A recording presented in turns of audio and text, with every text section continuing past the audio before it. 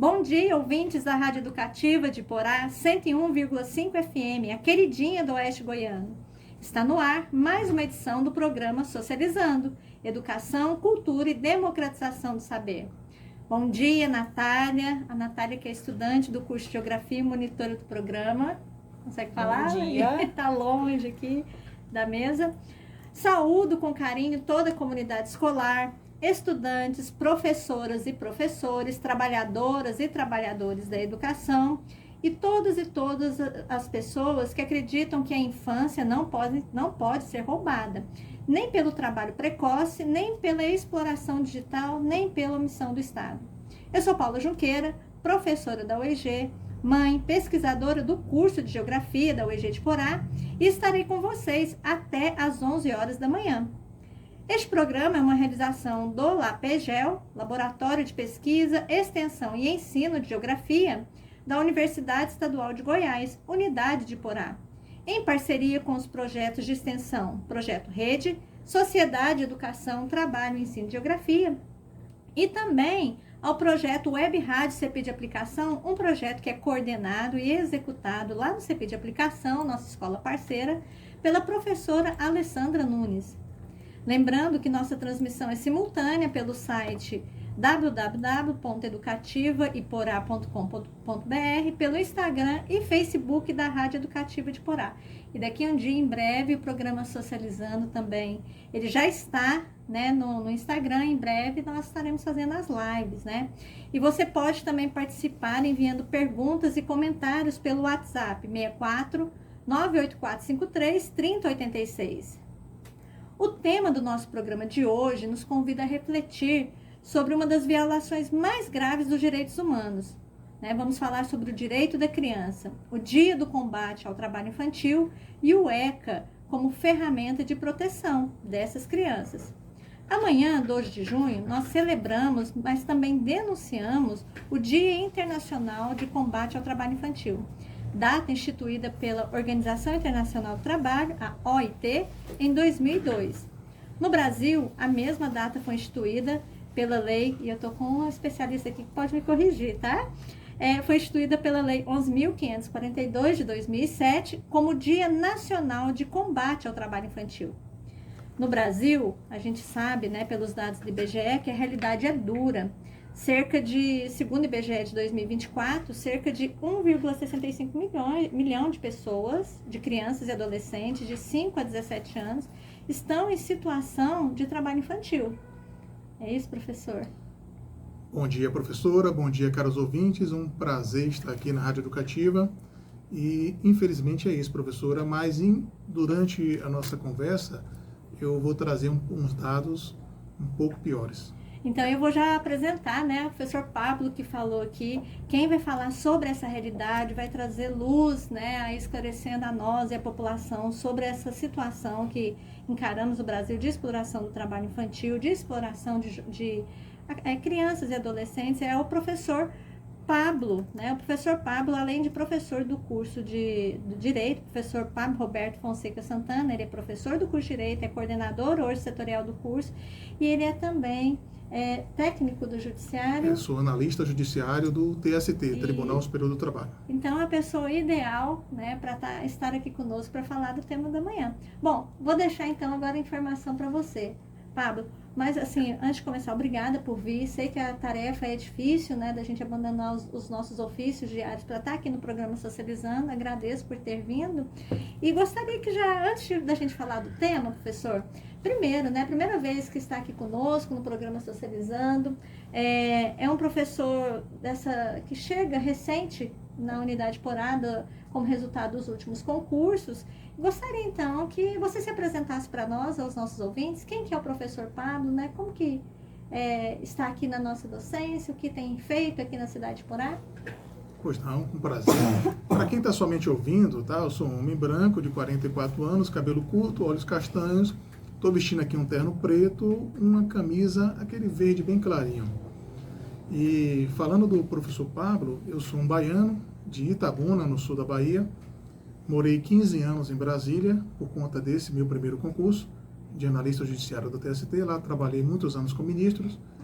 Já trabalhei com mais de 15 mil processos trabalhistas nesses 18 anos. E em agosto de 2023, eu vim morar em Porá, acompanhando a minha esposa, que foi aprovada no concurso para professora do município. Logo que eu vim, eu também já era professor universitário lá em Brasília, e eu enviei meu currículo, me aceitaram na FAI, atual Uniporá.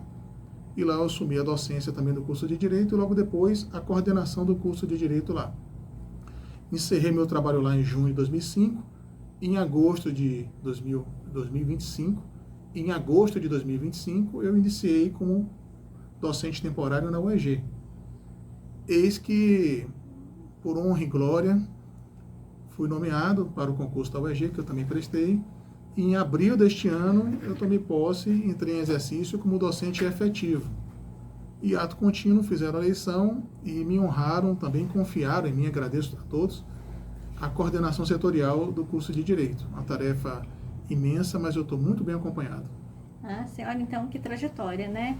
E é interessante que o professor Pablo também, a sua vinda para Iporá marca esse movimento que que a UEG de Iporá tem, né? De receber pessoas de fora, de construir novos conhecimentos, né? De trocar experiências de outros lugares, né? E construir a nossa cidade de Iporá, porque eu também sou de fora, né? Os ouvintes já sabem, né? Que os que são assíduos, que são ouvintes, sou de Uberlândia, Minas. E eu venho nessa trajetória também, né? Depois acompanhando família, cá estou, mas estou na UEG tem 22 anos de UEG. E vendo a UEG, a unidade de Iporá, se transformar, e fico muito feliz, né? De hoje a gente ter o curso de Direito, né? Formando a população de Iporá e trazendo esclarecimentos tão importantes, né? Porque nós, da licenciatura, nós já formamos esse corpo docente que atua, sobretudo, nas escolas públicas, né? Mas o outro curso, né, quando chega o curso de Direito, ele traz mais vida e mais esclarecimento, né, mais possibilidades para a população iporaense. Então, é muito bom recebê-lo aqui. Assim, em atraso, seja muito bem-vindo. Eu agradeço a todos e também uma honra estar na UEG, porque eu sempre falo para todo mundo aqui em Porá que eu fui muito bem acolhido por todos. É uma cidade, gente, muito acolhedora para quem não estiver em Porá agora. E vocês fizeram diminuir um pouco minha saudade do Nordeste, que o Nordeste também é muito acolhedor, mas aqui também é. Aqui é fantástico. Fomos 7 docentes que passaram nesse último concurso, e nós temos eu, baiano, professora Vanessa, sergipana, professor Tiago, do sul do país, professor Ian, do Mato Grosso, e mais 3 professores daqui. Então, assim, está todo o pessoal do Brasil inteiro. Uma capilaridade, né? Além da capitalidade, é uma cultura diferente que os alunos também se enriquecem com isso. São formas de entender o direito diferente, que a gente vai tratar um pouco aqui também da questão cultural do trabalho infantil, e os alunos também aprendem um pouco lá como funciona em cada setor que a gente morou. É muito bom. Troca experiência. E também, né, falava aqui antes, você é servidor público do Tribunal Superior do Trabalho, né, há vários anos. E queria que falasse um pouco, antes da gente entrar na temática mais funda mesmo, assim, que é o trabalho infantil, como essa experiência na Justiça do Trabalho influencia a sua... Já estava falando, né, a sua profissão docente também, né? E como que é essa sua trajetória, né, para a escolha da área do trabalho no direito? Bem, eu comecei na área civil. Eu sempre fui apaixonado pelo civil, continuo também, mas meus colegas do civil são muito melhores que eu. E eu, depois, por conta de um estágio que eu fiz no Banco do Brasil, lá em Itabuna, núcleo jurídico lá, tenho um carinho enorme, tenho bons amigos até hoje lá, eu me descobri na área trabalhista. Eu descobri que eu sou inteiramente apaixonado por essa área, que é um ramo do direito, professora Paula, que ele vincula muito a realidade social, que o direito é a ciência de como as coisas deveriam ser, a ciência do dever ser.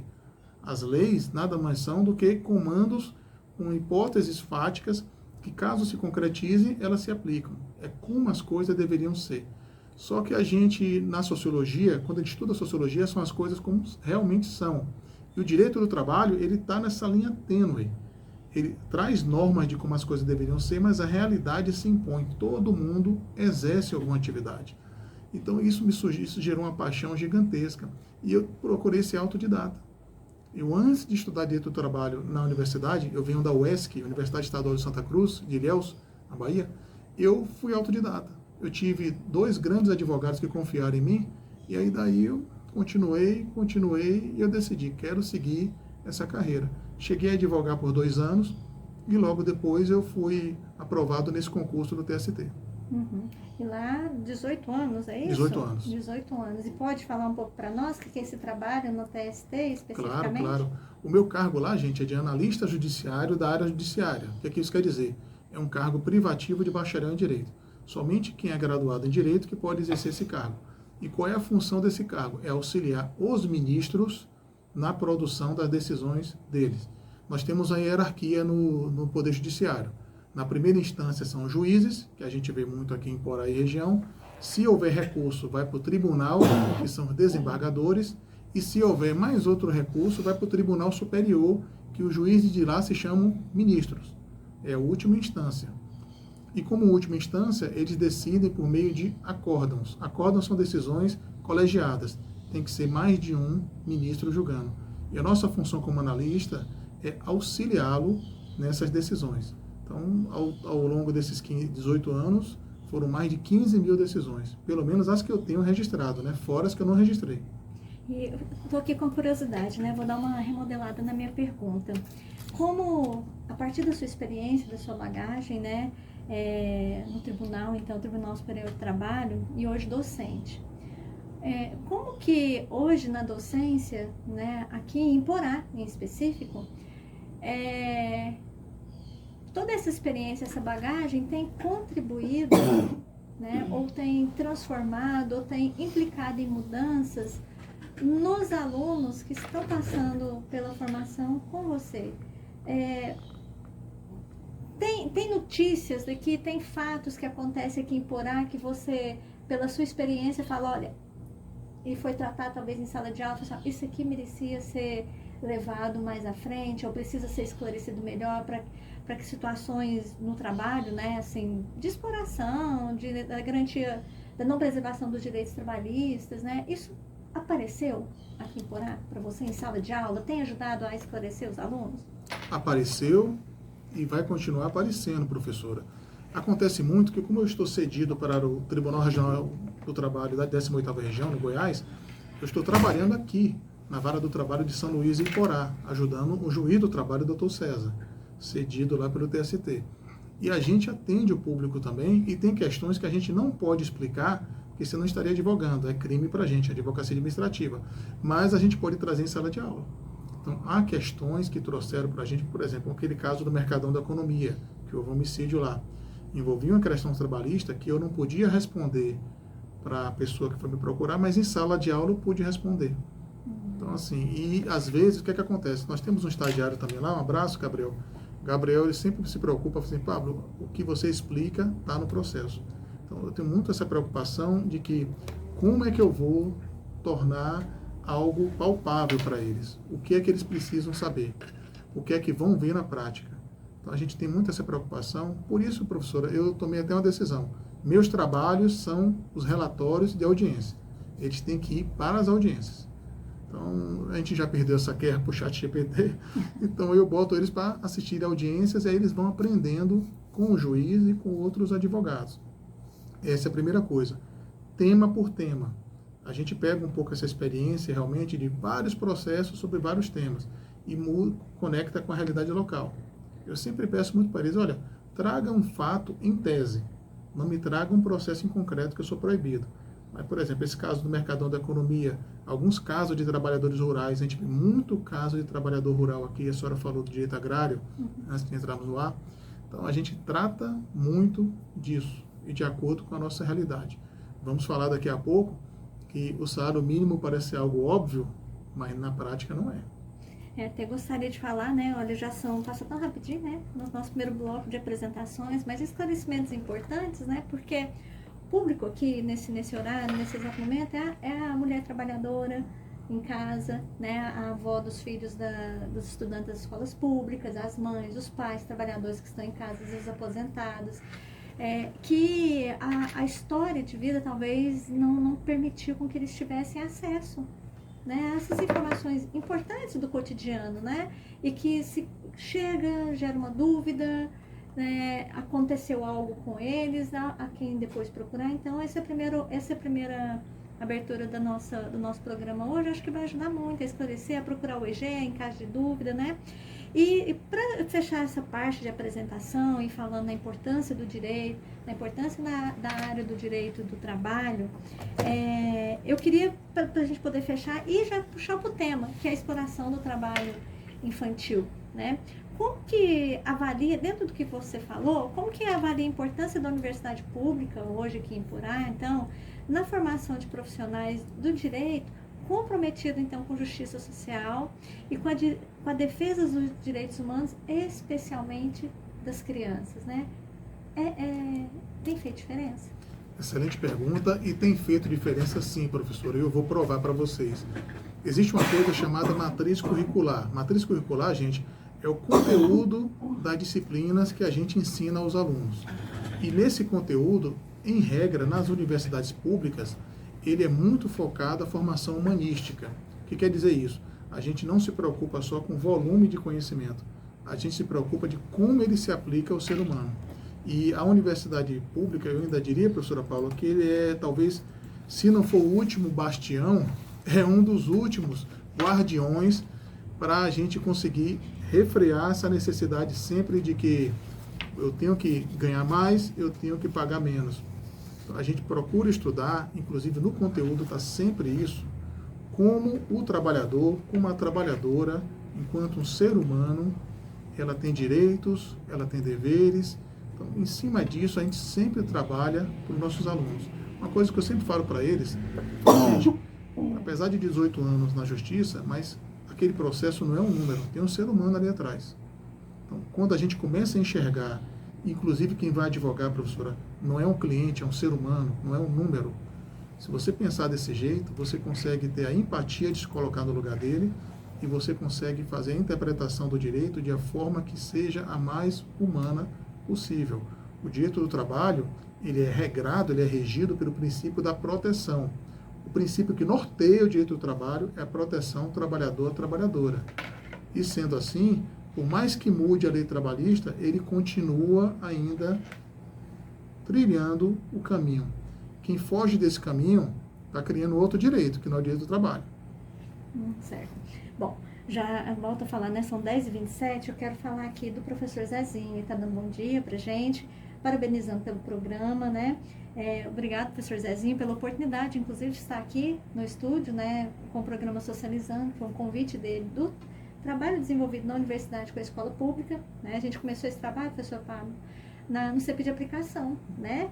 E de lá teve uma repercussão, as pessoas ouvindo, os temas interessantes, pessoas que a gente sempre traz aqui para falar de temas relevantes para a sociedade, para socializar esses temas, e o professor Zezinho nos convidou para estar aqui, já são quase 4 anos, né, que nós estamos aqui. Agradeço, então, professor Zezinho, e ele diz aqui, ó, parabéns, em especial pela entrevista de hoje. O professor Pablo Roberto tem atuado de forma mais significativa na OEG e em especial na nossa comunidade. Lembrando, é verdade, né? E tem coordenado um relevante trabalho extensionista na paróquia Paulo VI, né? E a gente volta, né? Aliás, vou pedir para que fale rapidamente sobre esse trabalho, para a gente fechar o bloco, e eu já vou deixar aqui a Natália com a música organizada, né? Nós vamos fechar o bloco com a música Marvin para poder entrar no tema que vem. Mas fale um pouco desse trabalho extensionista. Eu tenho sempre divulgado, a gente recebe no grupo, né, as informações que você coloca sobre essa atividade extensionista na Paulo VI, um trabalho de socialização, de conhecimento, né? O que é? Né? Que os ouvintes sabendo quem que é o professor Pablo, de novo, né, e que leva esse trabalho para Paulo VI. Perfeito, professora. O professor Pablo, fora daqui, é um ser humano normal, igual a todo mundo. E eu sempre tive no meu coração aquela necessidade de repassar para o próximo o conhecimento, a ajuda. Eu costumo falar assim como cristão, que Deus me dá mais do que eu preciso. E por me dar mais do que eu preciso retribuir também. E somado a isso, que eu já falei, desse acolhimento, desse calor humano fantástico de Porá e região. Eu comecei aqui em Porá dando aulas gratuitas aos sábados pela manhã para quem queria fazer concurso público e fazer prova da OAB. Foi daí que começou a surgir esse trabalho solidário. Daí que fiz amigos tanto na Uniporá quanto na UEG. Daí que surgiu o professor Pablo aqui na região. E o padre Geraldo Neto, da paróquia São Paulo VI, já conhece a gente, também já tinha amizade com o padre Pablo, que foi o antecessor dele, e ele me chamou e chamou a doutora Enilda, um abraço, doutora cardiologista, a doutora Enilda Meire. Ele pediu para a doutora Enilda coordenar o grupo dos médicos e eu coordenar o grupo do pessoal do direito. De que forma? Um sábado por mês, a gente organiza um evento chamado Ação Social Paroquial, que esse evento consiste em atendimento médico gratuito. Normalmente tem a cardiologista, a doutora Enilda, clínico geral, psiquiatra, endocrinologista, normalmente esses. Eles fazem atendimento ao público lá, o que puder, claro, né? Porque às vezes vai muita gente e não tem como atender numa manhã inteira.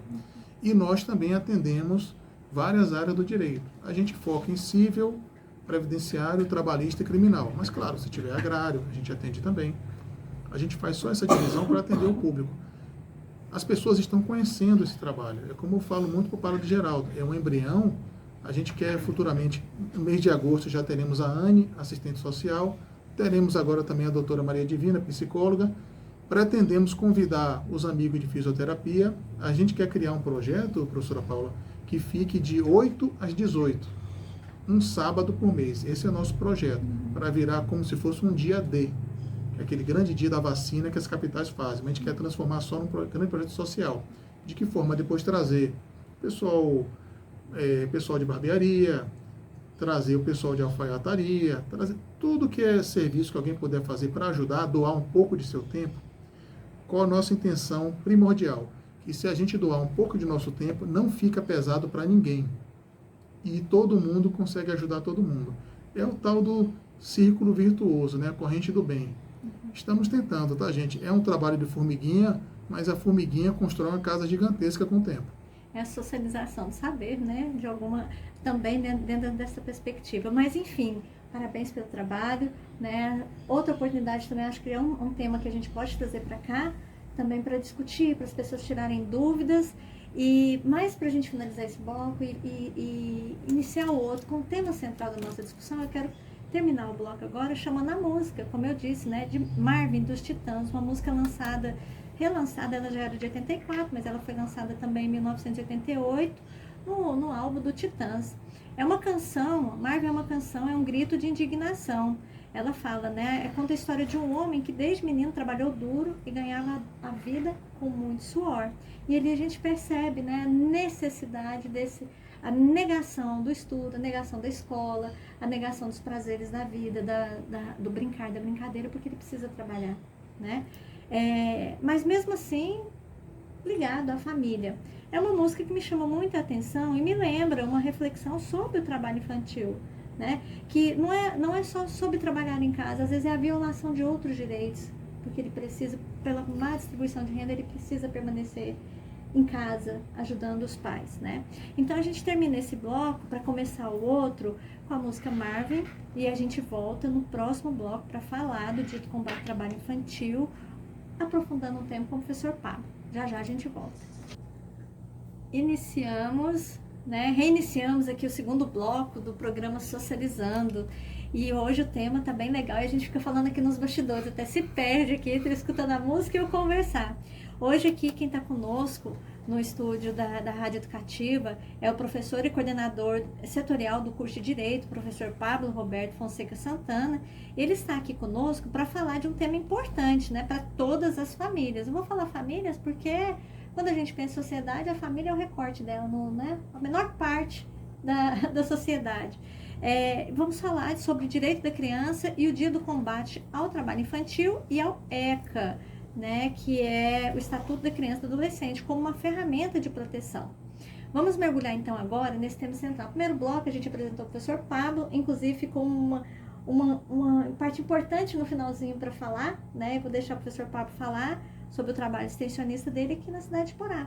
E aí a gente fala do trabalho infantil. Professor Pablo, fique à vontade. Qual que era a informação que ficou faltando no final do bloco passado? Obrigado, professora. A informação só, gente, que teremos este mês a Ação Social Paroquial, neste sábado, dia 13 de junho, na paróquia São Paulo VI, aquela ali perto da UEG, de 8 da manhã a 11 da manhã. Eu estarei lá também, junto com nossos amigos advogados, também alguns alunos da UEG do Uniporá, e também estará a doutora Enilda com seus colegas médicos. Fiquem à vontade, todos serão bem-vindos, atendimento e orientação gratuitas. Certo. Então, sábado agora, né? Vamos todos para lá, vamos levar as crianças, né? Vamos tirar da onde que tiver, né? Do ambiente, às vezes, que não tem esse acesso às condições de saúde, né? Que não tem possibilidade de encontrar as orientações jurídicas, não só as crianças, os pais, os avós, os responsáveis trabalhadores, mas vamos pensar nas crianças agora. Bom, enfim, vamos mergulhar agora no tema central do programa, o trabalho infantil. Professor Pablo, né, para a gente começar, juridicamente, existe diferença entre trabalho, emprego, serviço e exploração? Como o direito brasileiro ou direito internacional, né, distingue essas categorias? Professora, o direito internacional, claro, né, tem as suas nuances, mas por conta da Organização Internacional do Trabalho, a gente começou a achar um consenso. Engraçado que o direito do trabalho, ele é muito bem estudado ao redor do mundo, tá? Aqui no Brasil, a nossa influência é mexicana. A gente tem muita influência do México, do Uruguai e da Argentina. São os grandes juristas aqui na América, são eles. São o mexicano, Pla Rodrigues, o uruguaio também e o Oscar Emílio Uriarte, que acho que é argentino também. Mas falando dos conceitos, tá bom? Trabalho. Trabalho é toda atividade que você exerce. Então, no final, todo mundo trabalha. Serviço é o conceito de quando o seu trabalho, a sua atividade, é em função de outra pessoa. Daí porque a gente chama de prestação de serviço. Inclusive, o conceito de emprego está lá no artigo 3º da CLT, que é alguém que presta serviço a outra pessoa. Então, isso é serviço. Empregado, formalmente falando aqui no direito brasileiro, é aquele que é o seletista, o famoso seletista. É quem está enquadrado na CLT. Artigo 2º, artigo 3º da CLT. E exploração é o abuso desse trabalho, desse serviço. O abuso pode se dar de várias formas. Existe a redução à condição análoga de escravo, que é outro problema seríssimo que podemos tratar em outra oportunidade. E o outro grande abuso que nós temos é o nosso assunto de hoje, que é o trabalho infantil. Já adiantando, professora, o que é que se considera trabalho infantil? Tá bom? A OIT considera o trabalho que é proibido o trabalho do menor de 13 anos, na OIT, tá bom? Na Convenção 138, que coloca a idade mínima. No Brasil é diferente, professor Pablo? É. No Brasil aqui é a partir dos 14 anos, tá certo? Aqui no Brasil é um pouco mais benéfico. A gente já conquistou esse direito. Voltando um pouco no passado, em 1891 nós tivemos as primeiras leis trabalhistas, foi a lei que colocou a idade mínima dos trabalhadores. Naquela época, eles trabalhavam em torno de 10 horas por dia, 12 horas por dia, e a idade mínima foi de 12 anos. Trabalhava porque antigamente, na época da Revolução Industrial, não tinha limite de idade. Se vocês forem pesquisar no Google aí, vocês vão achar fotos em que a pessoa trabalhava 16, 18 horas por dia e tem na foto as pessoas morrendo e outras sendo repostas. Era feito desse jeito, era desse nível. Então, nós evoluímos e muito. Ainda precisa mais, tá, professora? Então, o conceito de trabalho infantil é aquele do menor de 14 anos. O aprendiz, 14 a 16 anos. Do 16 aos 18 anos é permitido o trabalho normal, só não podendo o trabalho noturno, que é das 10 da noite às 5 da manhã, o insalubre e o perigoso. Mas quando a gente fala de trabalho infantil, a gente fatalmente vincula isso à exploração. Combate a trabalho infantil é falar de exploração. E eu vou trazer dados aqui, infelizmente, são dados alarmantes. Esses mesmos dados do IBGE, professora. Nós temos em torno hoje de 1.650.000 crianças, é mera estatística, tá, gente? São estatísticas, ou seja, é o que o IBGE conseguiu captar. Isso fora o que as pessoas não falaram. Porque ninguém vai querer assumir que está cometendo um crime. Ainda tem isso. Então, o IBGE considera que esse dado pode ser até em dobro ou em triplo. Então, já é grave, mas pode ser pior. E desses 1.650.000, 60% é de crianças de 5 a 13 anos. Ou seja, que não pode de jeito nenhum trabalhar. Professor, tem exceção?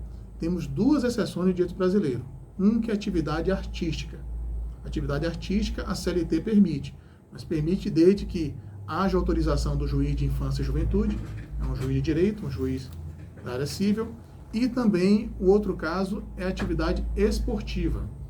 Atividade esportiva pode a partir de 12 anos? Pode, mas tem que ser esportiva, não pode de jeito nenhum atrapalhar a evolução da criança, a infância da criança.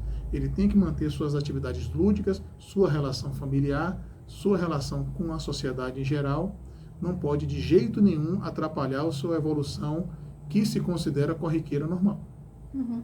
Estava até olhando aqui, eu estava lembrando essa semana. Saiu que um jovem daqui de Goiás, ele ganhou um torneio em Roland Garros de tênis. Me chamou a atenção, claro que a condição social dele é outra, econômica, a gente, no senso comum até se fala, né? Alguns esportes, eles são elitistas, né? Um filho da classe trabalhadora, dificilmente ele consegue acessar até esse esporte, né? Tem que ter todo um aparato, uma política pública, um sistema de bolsa, atleta, né? A comunidade se reunir para conseguir, quando um jovem da periferia consegue ascender.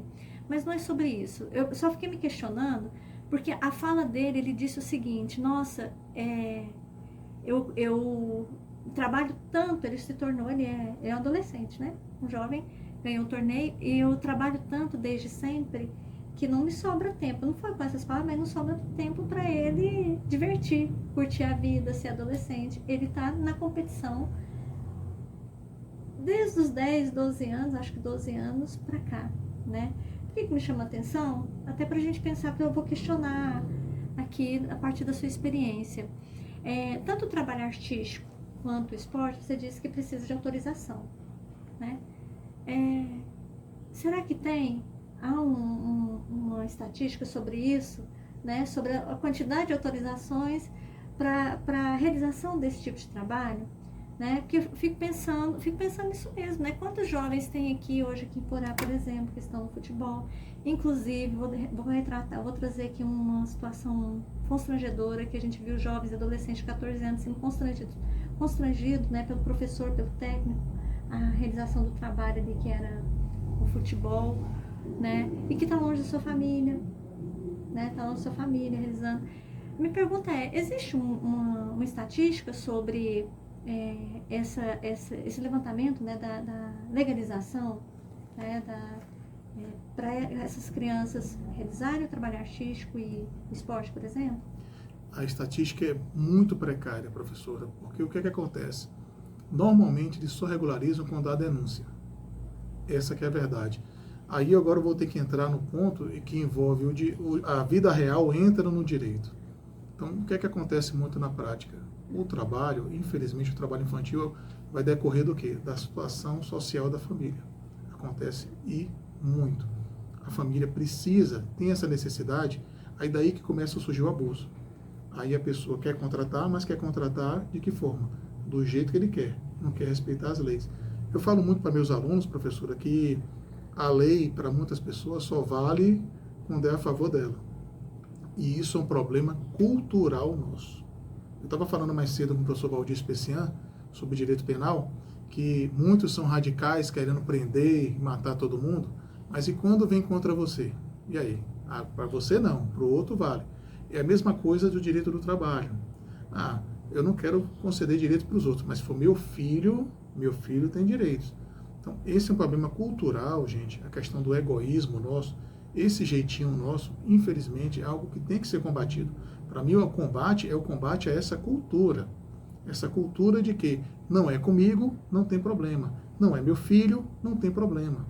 Isso aí é uma coisa que eu abomino, publicamente aqui falando, em nome do curso de Direito, como cidadão também, e eu combato, talvez, professora, mas o senhor é um Dom Quixote, então, da vida? Sou, mas o Dom Quixote que não vai desistir também nunca. Eu defendo muito que o trabalho infantil, ele seja totalmente fiscalizado no seguinte sentido: pode exercer o trabalho nas condições da lei, mas se surgir coisas novas, a lei muda, mas o que não pode é ter de fato esse abuso. E o que acontece, professora, muito na prática? Aí você começa a fazer trabalhos em coisas envolvendo crimes também. A gente, infelizmente, eu não sei como é que está a situação aqui no Goiás, mas em estados do norte do país você tem exploração sexual de menores, mas quando eu estou falando menores, é menores de 12 anos. Eu estou falando coisa gravíssima. Vocês que estão ouvindo aí, claro, é nojento, asqueroso, Mas é uma realidade que bate a porta e a gente precisa enfrentar. Existe isso e muito ainda. Existe ainda muito trabalho análogo a escravo. Existe muito trabalhador infantil com 10 anos, 12 anos que trabalha o dia inteiro. Existe. Eu costumo falar com meus alunos que a exploração, o abuso, retira a infância e torna um indivíduo torna um indivíduo altamente instável. Qual é o caso mais emblemático no mundo que nós temos? Está nos cinemas, Michael Jackson. Acabei de ver o filme ontem. Pois é. O filme, muito bem produzido, ótimo, mas o que o Michael Jackson passou, aquilo é evidentemente um abuso, é evidentemente uma exploração infantil. Ele, desde os 5 anos de idade, se submetia ao trabalho, ele não teve infância. E a realidade do Michael Jackson foi que ele deu certo, ele ficou rico, milionário, mas e quantas crianças morrem nesse caminho? Esse que é o problema. Posso contar uma situação pessoal que eu passei? Algumas vezes, quando eu morava em Brasília, eu já fui de carro de Brasília para Salvador. São 1.500 quilômetros. Aí, normalmente eu paro no meio do caminho. Uma vez estava eu e meu filho. Meu filho hoje tem 16 anos. Estava eu e ele, e a gente passou perto de Ceabra, na Chapada Diamantina. E aí eu fui parar para abastecer o carro e uma moça veio falar comigo. E o que é que acontece, gente? As pessoas lá no Nordeste passam e fazendo sinal de dinheiro, como se fosse para pedir dinheiro. E a moça pediu para falar comigo. Moço, posso pedir uma coisa? Leva meu filho. Eu falei, mas a senhora nem me conhece, eu não posso fazer isso. Como é que a senhora está me pedindo? A senhora nem sabe quem eu sou, nem sabe meu nome. Eu falei, mas eu tenho certeza que o senhor vai dar uma vida melhor para ele. Eu estou vendo o seu filho aí, ele está muito bem cuidado, o senhor me parece um bom homem. Ela nem me conhecia. Eu nunca esqueci isso. Tem mais de 10 anos. Então, eu vou confessar para vocês que, para meu filho não ver, botei o óculos escuro e fui chorando até chegar em Salvador. Porque casos iguais a esse são inúmeros. Isso é a invisibilidade, né? Da precarização da vida, da má distribuição de renda, da negação aos direitos, né? E na sua fala já trouxe aqui, eu vinha perguntando, né? Fazia parte da minha pergunta, quais eram os piores riscos, né? Que envolvem a vida dessa criança em relação à expectativa do trabalho, da exploração, né? E acho que você traz aqui, né? Eu posso trazer uma questão polêmica, professora? Pode. E isso é um alerta para o governo federal, tá certo? O que é que acontece? O INSS e o sistema da FGTS, eles têm uma trava para não recolher quem está abaixo de 14 anos. Só que tem um detalhe, eu até falo muito com meus alunos. O trabalho do menor de 14 anos, ele é ilegal, ele é ilícito. Mas e se ocorrer? Esse que é o problema. Quais são as consequências se ocorrer? Artigo 136 no Código Penal, o trabalho abusivo, trabalho excessivo, pode incorrer esse caso. Se for menor de 14 anos, a pena aumentada de 1/3, ou seja, a pena lá de 2 a 5 anos. 1/3 de 5 anos dá 1 ano e 7 meses, sei lá, então vai para 6 anos e 7 meses. Só por contratar ilegalmente o menor de idade, tá, gente? E, em regra, presume-se que é abusivo. A presunção é relativa, claro, mas a presunção é de abuso. E a Convenção 182 da OIT, eles catalogaram 93 tipos das piores formas de trabalho infantil. A gente chama de lista TIP. TIP quer dizer dica. Então, essa lista TIP da Convenção 82 são várias. E várias trazem trabalho em mina de subsolo, trabalho em região de petróleo, trabalho em região vulcânica. Então, mas são exemplos, tá, professora? São exemplos. Infelizmente, é como a gente fala brincando, né? A criatividade humana não tem limite, nem para bondade, nem para maldade. E o que a gente vê é essa evolução da exploração. E no final, gente, eu não estou aqui tomando ideologia política nenhuma, mas infelizmente o pano de fundo é sempre econômico. É sempre econômico. E eu vou chamar a atenção, porque faz parte até do meu papel aqui e da minha concepção de mundo e a importância desse programa. Em breve nós vamos passar por eleições, né?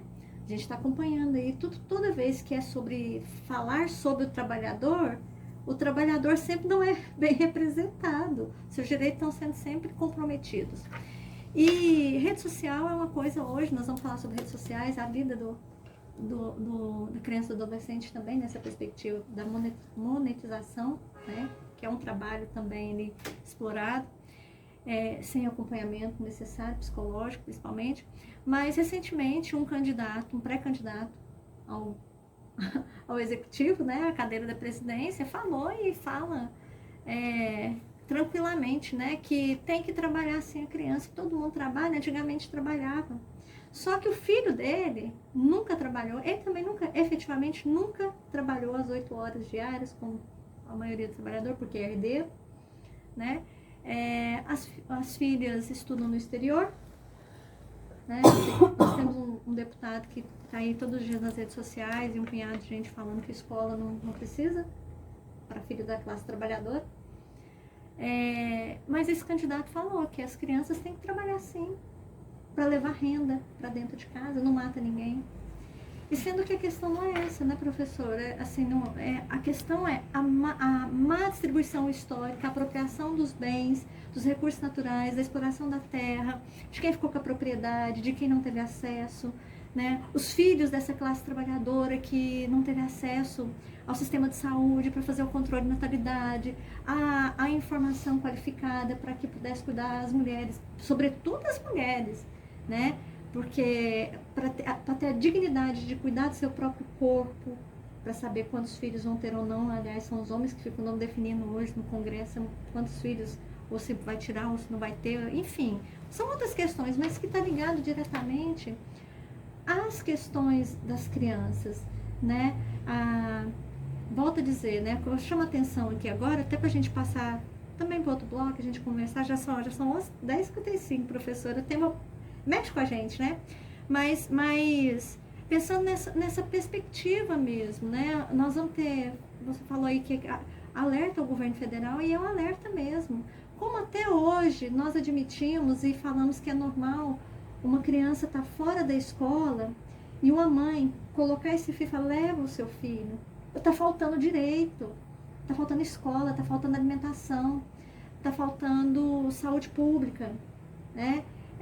Que historicamente é difícil chegar o recurso para que seja comum a esse acesso a todos. E nesse ponto, professora, perdão interromper, a gente também conclama a população a escolher muito bem seus conselheiros tutelares.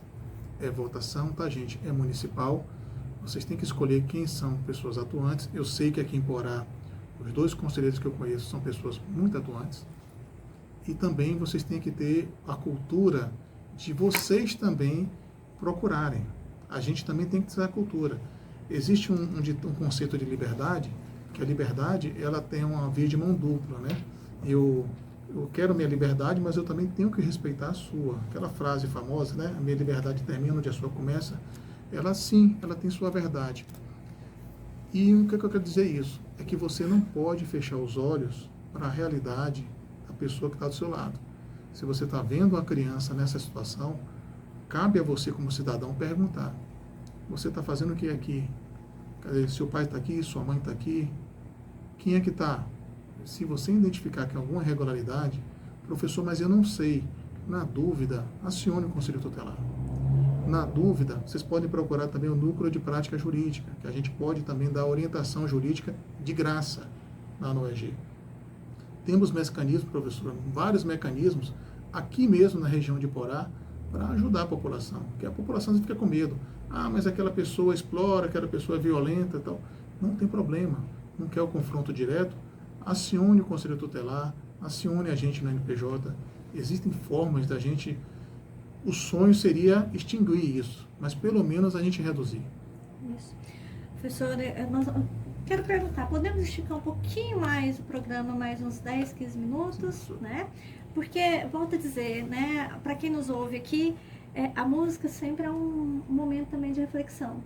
E a música que eu gostaria, acho que fecha muito bem o segundo bloco, é a música chamada Menino das Laranjas, na voz da Elis Regina, de 1972, para a gente ver que, apesar, né, foi ontem, 1972, mas ao mesmo tempo ainda é hoje, né, historicamente a gente sabe que a exploração do trabalho infantil, ela está aí, é algo que a gente precisa combater todos os dias, né, a gente precisa se organizar para que não aconteça.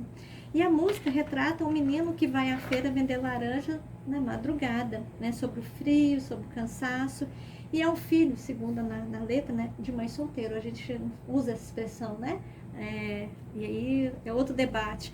Mas as mães solos estão aí. Às vezes precisam levar os seus filhos, porque foi negligenciada a presença a paternidade sumiu, né? Como se ela tivesse esse filho sozinha. Mas ela tem que colocar esse filho ao trabalho na madrugada. Então, nesse dia de combate ao trabalho infantil, a canção lembra que nenhuma criança deveria acordar cedo para ir trabalhar e não ir para a escola. Ela não precisaria ir para aumentar a renda de casa, né? A ela deveria ser garantidos os direitos. A gente vai ouvir a música e volta para refletir sobre isso e sobre o ECA que ficou, né? Que é um tema tão importante para a gente pensar em como combater o trabalho infantil, a exploração e garantir os direitos à vida e à sanidade mental dessas crianças. Já já a gente volta.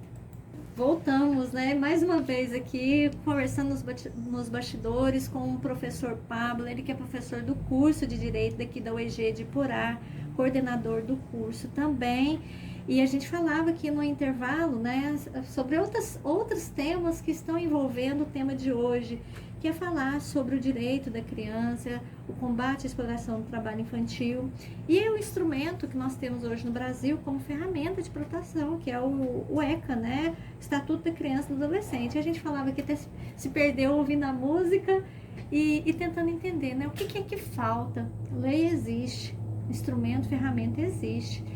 E no final do meu comentário aqui, antes da gente entrar no ar, professor Pablo, a minha pergunta seria essa.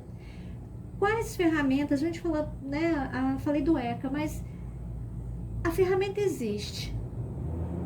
O que acontece, né, que ela não seja eficaz no combate à exploração, no combate a combate à exploração e na proteção à criança? Professora, a minha defesa que eu faço, claro que é mera opinião própria, mas eu defendo que tem que ter a mesma divulgação, a mesma amplitude da proteção da mulher. Porque de uns tempos para cá foi muito divulgado. Era algo jogado embaixo do tapete, hoje não mais. Aquela questão é costume no Brasil, mas os costumes mudam, certo? Eu falo muito para os alunos que 100 anos atrás era a regra dizer que mulher não votava. Hoje é um absurdo alguém falar isso. Então, o que é que eu quero dizer? Também isso tem que se tornar um absurdo. Hoje também, graças a essa evolução, essa ampla divulgação também, as leis mudaram um pouco, mas a questão não é as leis. A questão que eu acho mesmo é a mudança de costume. É a população, não só a população, servidores públicos, nós da Justiça, Ministério Público, advogados, as famílias, todo mundo entender que isso é errado, que isso é abusivo. Professor, mas você está dizendo que meu filho não pode me ajudar aqui no quarto a limpar o quarto dele? Não estou falando isso. Eu estou falando de abuso. Isso aí é uma atividade pedagógica educativa. Você está ensinando ele a se organizar. Não há problema nenhum. O que eu estou falando é do garoto que tem que acordar 3 horas da manhã, ele tem que trabalhar igual um adulto. O que vem de laranja, né? Exatamente o caso. Exatamente o caso. Então, professora, eu defendo muito isso. Tem que ter mais divulgação, tem que expor a realidade, porque é muita coisa que fica velada. Essa que é a coisa. Esse Brasil real, esse que eu narrei agora no bloco anterior, da moça que me ofereceu filho para criar, imagine. Isso é realidade. Foi um caso que eu vi, que eu passei por isso. E quantas histórias tem? E quantas pessoas aceitam? Então, como é que fica? Como é que ficam essas crianças? E tem casos no passado, todos vocês sabem também, de pessoas que adotavam para ser serviçal. Gente, até hoje tem isso. Até hoje tem isso. Nós temos um artigo no Código Penal, 149A, que enquadra como redução à condição análoga de escravo.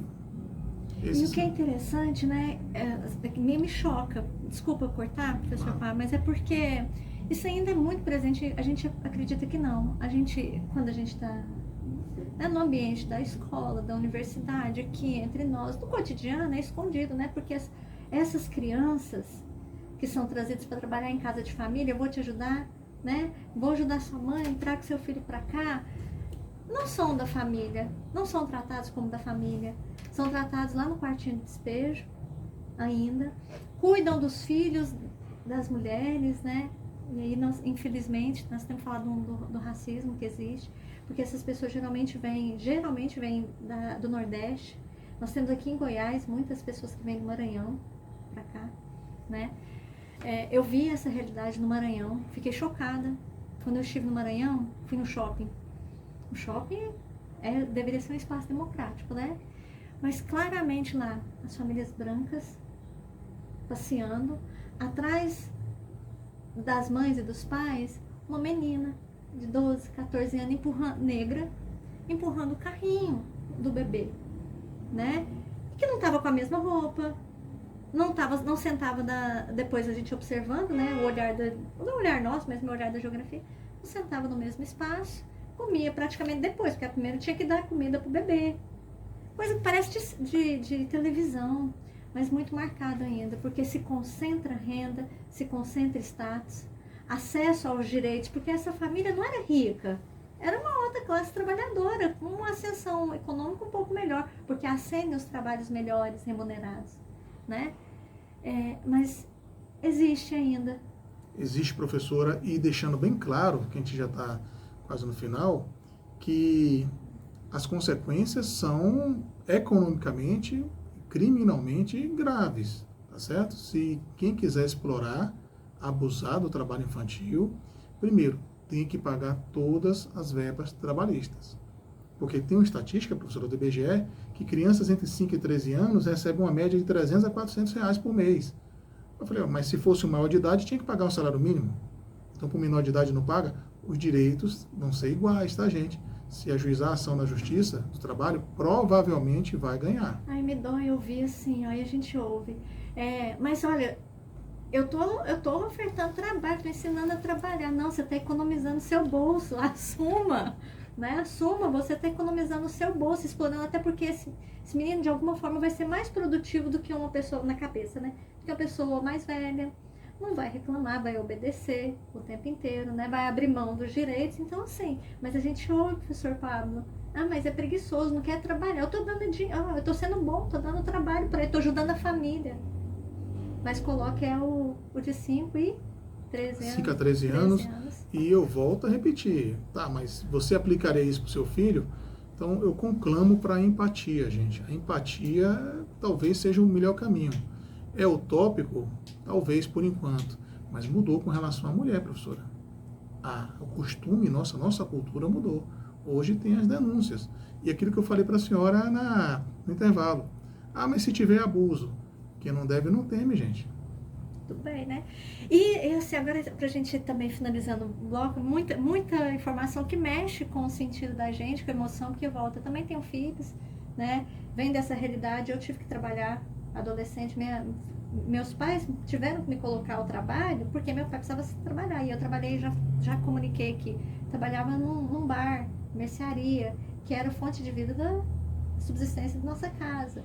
Então, é porque ele queria? Não, mas é porque a gente precisava, né? Mas enfim, que tá outro assunto. Mas vamos falar, mesmo que rapidamente, do ECA, né? O ECA ele existe desde 1990, né, com a Lei 8.069, não é isso? É um marco de proteção integral da infância no Brasil. Esse, acho que a gente já deu uma pincelada, né? Ainda precisa ser eficiente. Quer dizer, ele nem conseguiu ainda ser totalmente eficiente, mas nós já tivemos que pensar numa reorganização do ECA, que é o ECA digital, né? Por quê? Aí a pergunta, nossas crianças, né? As crianças estão expostas e estão sendo monetizadas. Queria que falasse sobre isso nesse final desse bloco, sobre o ECA e sobre essa condição de exploração do trabalho infantil nessa perspectiva. É interessante que a gente, somando ao trabalho infantil, eu falei agora há pouco que o direito do trabalho tem o princípio da proteção.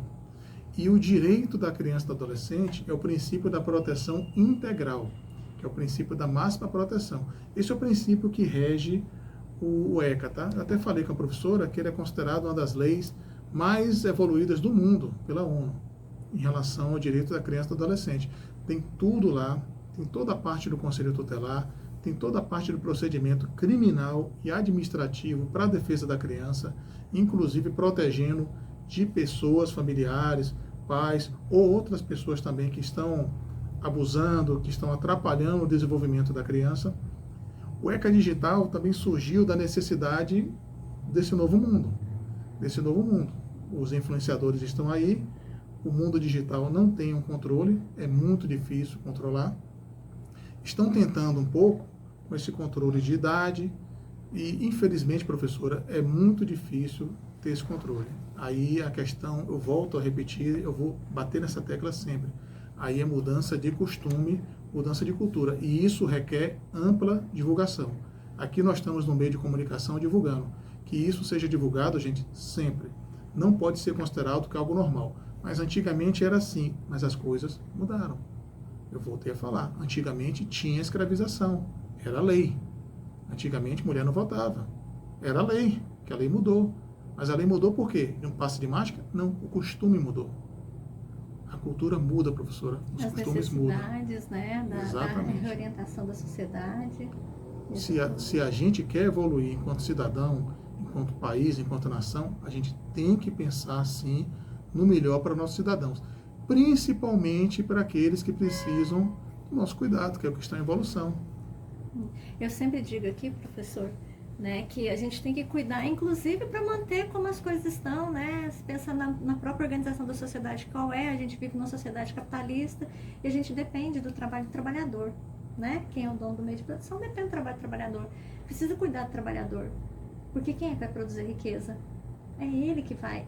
E a criança é o futuro trabalhador, né? Enquanto que vai continuar fazendo com que essa roda continue, né? E uma fala sua anterior, no início, acho que no primeiro bloco, me fez lembrar uma fala de Darcy Ribeiro que eu sempre trago, mexe comigo, né? No livro, Darcy Ribeiro, não estou me recordando aqui qual é, mas ele fala, e falando da escravidão, ele fala, olha, o trabalhador, no caso seriam os povos escravizados, é uma massa de combustão, que ela se queima, joga fora e coloca outro no lugar.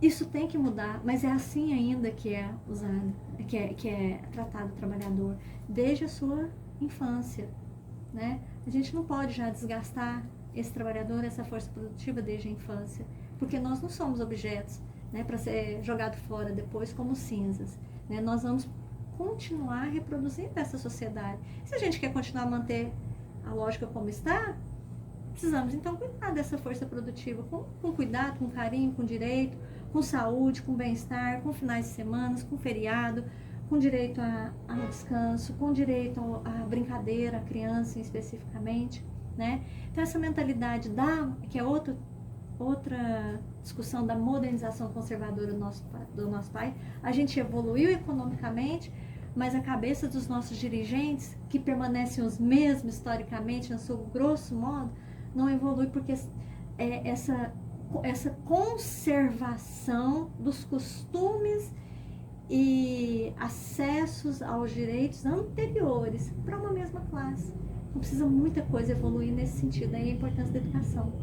Lembrando também, gente, que caso não se sintam à vontade de fazer alguma denúncia, porque às vezes a gente fica com receio de mostrar o rosto, vocês podem discar para o número 100, Disque 100, que é o Disque Direitos Humanos, que eles tomam notas e repassam para a unidade local. Eu ia até perguntar aqui pra gente, qual que é o papel, falou do telefone do Disque 100, e para finalizar, e o papel do Ministério Público do Trabalho, dos Conselhos Tutelares nessa rede de proteção? Onde que vai buscar isso? Assim, pode ir lá também? Pode sim, o Ministério Público tem um papel fundamental. O Ministério Público é talvez um dos grandes guardiões, junto com o Conselho Tutelar. Normalmente, os promotores que eu conheço, eles são muito atuantes nessa situação. E aqui em Porá não tem Ministério Público do Trabalho. Então, vocês procuram o Ministério Público Estadual. Onde tiver Ministério Público do Trabalho, vocês podem denunciar o trabalho infantil, certo? Outra atenção também, vocês identificaram um abuso no trabalho infantil, vocês também podem procurar a Delegacia Regional do Trabalho. Se não tiver na sua região, você disca 158. Professor, uma pena, já são 11h15, queria continuar falando aqui, tinha outras informações, né, mas foi muito bom ouvi-lo, obrigada por aqui estar, né, conosco nesse dia. Amanhã não é um dia de contemplação, amanhã é um dia de reflexão e de informação agora, né, sobre a questão das crianças, né, da exploração, mas que envolve uma camada também muito mais ampla de discussão, que é do trabalho, é do respeito às pessoas, do direito à vida, né, do direito ao ser humano viver, né, com aquilo que a vida pode nos dar. Volto a falar, falei agorinha, com descanso, com saúde, com a família, com acesso à alimentação, à escola. Então amanhã é um dia para a gente pensar nisso. Mais uma vez, agradeço, professor Pablo, né? Quiser deixar as últimas palavras aos ouvintes novamente, porque a gente termina com música, e com a música que eu passei o ano passado, né? E ainda bem que você indicou, né? Para trazer um pouco de leveza, mas para a gente fazer refletir. Professor Pablo, as últimas palavras. Obrigado, professora Paula. Obrigado, Natália. Queridos ouvintes, foi um prazer estar aqui na Rádio Educativa e pela última vez, eu conclamo que tenhamos empatia, tenhamos o espírito de solidariedade. A gente tem que entender que esse mundo não é só dinheiro. A gente tem que ter nosso ganho financeiro, claro, para nos sustentar, mas ao nosso lado tem um ser humano que merece o mesmo respeito. E as crianças, mais ainda, gente. Então, criemos essa cultura de proteção. E assim, talvez, a gente consiga evoluir. Muito obrigada. Quero agradecer aqui antes de finalizar. A Iraíl, estava com saudade dela, nossa ouvinte aqui, sempre está ouvindo a gente, né? Ela mandou figurinhas, né, de bom dia. Enfim, muito obrigada, Iraíl. Volte a falar conosco aqui. Nós estamos sentindo sua falta, né, aqui no programa, mas aos demais ouvintes que nos ouviram até aqui, repasse as informações, né? Estejam atentos, vamos ter empatia. Então, para a gente terminar, a gente vai ouvir a música Criança Não Trabalha, da dupla Palavra Cantada, uma referência de música infantil brasileira que tem mais de 30 anos. Você falou, né, professor, que passou pro filho, né? E eu também aos meus, né? A música é composta por Arnaldo Antunes e Paulo Tatti, usa um refrão certeiro. Criança não trabalha, criança dá trabalho para defender o direito da criança.